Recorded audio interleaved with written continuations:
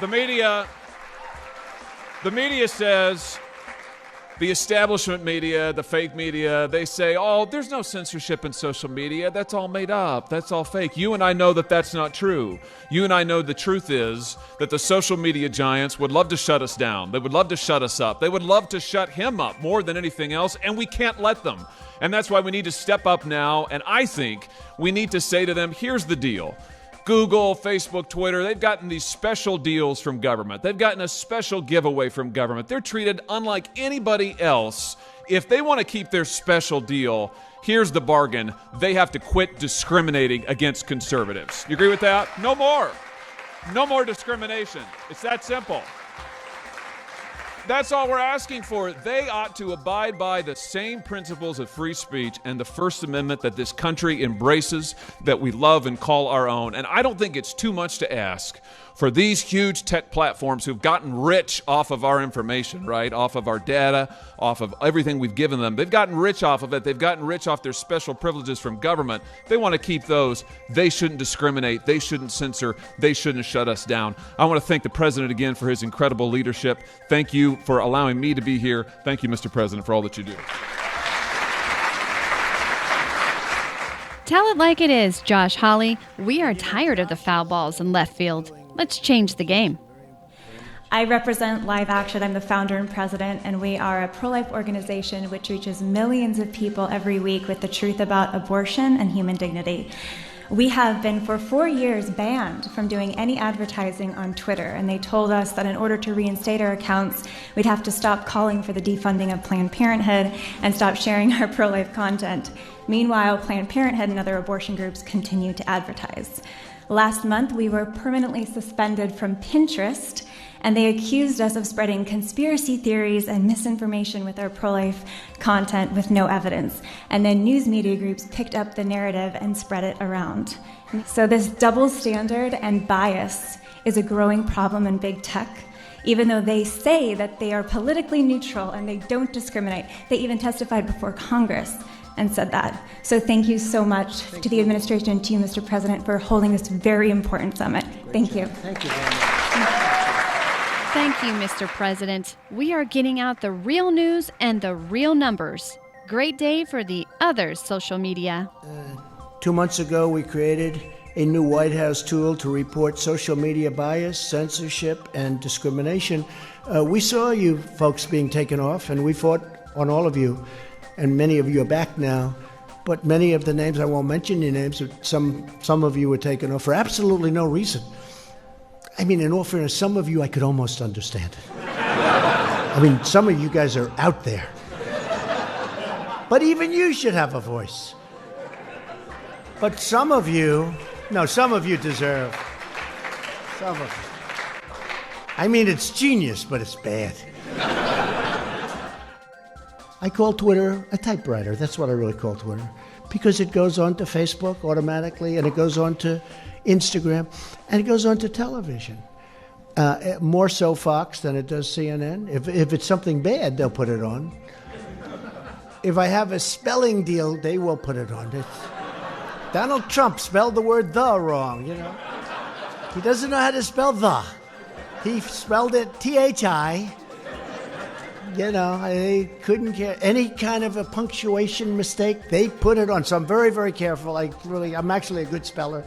But everyone said the fingers aren't as good as the brain. But it is true. And it's incredible what it does. That's right. The president tweets and everyone listens.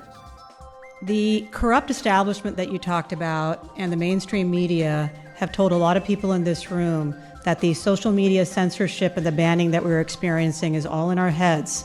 They're gaslighting us with this lie. Let me tell you about a couple of people I represent in my law practice and the civil rights work that we do. David Horowitz is a great American who's a supporter of yours and has been in the movement for many decades. Well, Twitter abruptly deplatformed him one day, took him off, said he was banned, and then he complained, and then they let him back on. And then the next day, they did the exact same thing to him. That's not an accident. James Damore is another great American who I represent. Mr. Damore complained internally about Google's discriminatory practices against conservatives and pushed for more balance.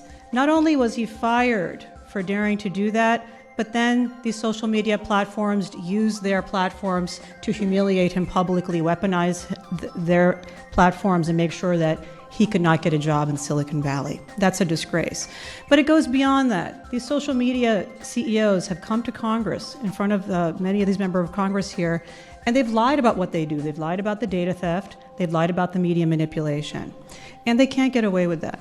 Now, Senator Blackburn knows from what happened to her on Twitter that these companies are trying to stop the ordinary men and women who you represent from hearing their voices. I'm very concerned that they affected the outcome of the 2018 election, and if we let them do what they've been doing, it's going to affect the outcome of the 2020 election as well. So, Mr. President, thank you so much for inviting everybody here to talk about these issues, and we're all behind you joining the fight to make sure that every American's voice is heard. Thank you very much. It's really incredible. You know, I've watched some of these scenes that have been taped and gotten through, talented people, by the way, but gotten through and gotten to the public, where you see the hatred of our party, of our people, of our voice. And you say, that's the collusion. It's a collusion between the Democrats and the media and social media and these platforms. It's a disgraceful thing. See, I don't think that the mainstream media is free speech either, because it's so crooked, it's so dishonest. So to me, free speech is not when you see something good and then you purposely write bad. To me, that's very dangerous speech. But now, by the way, the worst fakers of all are using fake news. I saw the other day on CNN, total fakes. I see on CNN, they go, fake news media has reported. No, they're fake news media. They've turned it around. Wow, our president has exposed the fake news. Shine that spotlight. And today I'm directing my administration to explore all regulatory and legislative solutions to protect free speech and the free speech rights of all Americans. That's you people in this room and a lot of people out there. We have a lot of people. We hope to see transparency, more accountability, and more freedom. That's on both sides. I am not speaking for our side, assuming I don't even know if you're on our side. You could be some of the most liberal people in the world in this audience, and that's okay. I don't care. But we're talking about for everybody. Big tech must not censor the voices of the American people. Let's not forget the real story. Thank you, President Trump. Another home run.